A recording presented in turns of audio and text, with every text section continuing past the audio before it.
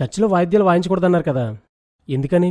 చూడండి బ్రదర్, మనం కొత్త నిబంధన సంఘం. మనం దేవుని ఆత్మతోనూ సత్యంతోనూ ఆరాధించాలి గాని వాయిద్యాలతో కాదు. ఆత్మతోనూ సత్యంతోనూ ఆరాధించేటప్పుడు నోటితో పాడడం ఎందుకు, నోటిని వాడడం ఎందుకు?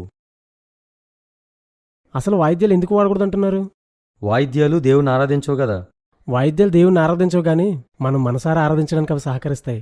అలా వాయిద్యాలతో కలిపి చేసే ఆరాధనని దేవుడు స్వీకరించడు. అవునా? అలా అని బైబిల్ చెప్తుందా? ప్రకటన గ్రంథం 5:8 14:2 15:2 పరిశుద్ధులందరూ వాయిద్యాలు వాయిస్తూ దేవుని ఆరాధిస్తున్నారని రాయబడింది. వారి ఆరాధన స్వీకరించిన దేవుడు మన ఆరాధన ఎందుకు స్వీకరించడు? దీనికి మీ సమాధానం ఏంటి? దేవుడే పరలోకంలో వాయిద్యాలు నిషేధించినప్పుడు మీరెందుకు నిషేధిస్తున్నారు? చూడండి బ్రదర్, నిర్గమకాండంలో మిరియాము ఆరాధన చేసేటప్పుడు వాయిద్యాలు ఉపయోగించింది.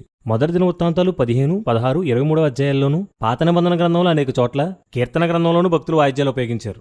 యెహెజ్కేలు 28వ అధ్యాయం 13వ వచనంలో పరలోకంలో దేవదూతలు ఆరాధించేటప్పుడు పిల్లన గురవులు ఊదుతారు. ఇదంతా పాత నిబంధన కదా అనొచ్చు. పాత నిబంధనలో వాడుకలో ఉన్న దేన్నైనా కొత్త నిబంధనలో ఖండిస్తే దాన్ని మనం చేయకూడదు. కొత్త నిబంధనలో ఎక్కడా వాయిద్యాలను ఖండించలేదు. పైగా ఎపిసి పత్రిక 5వ అధ్యాయం 19వ వచనంలో కీర్తనలతోనూ సంగీతంతోనూ అని రాయబడింది. మీ డిమాండ్ నెంబర్ 1 తప్పని చెప్పడానికి ఈ వచనం సరిపోతుందనుకుంటాను.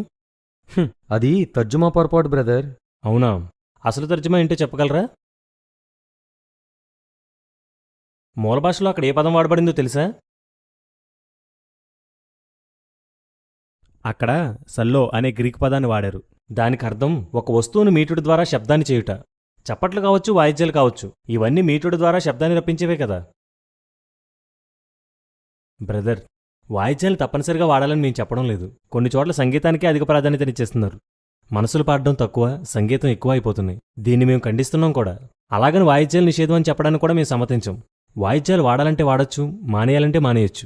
వాడటం తప్పని కానీ, వాడకపోవడం తప్పని కానీ చెప్పడానికి కుదరదు. అసలు ఎందుకు బ్రదర్ ఈ విషయాన్ని అంత మ్యాటర్ చేశారు? విశ్వాసులను కన్ఫ్యూజ్ చేయడం తప్ప దీనివల్ల ఎవ్వరికీ ఏ ప్రయోజనం లేదు.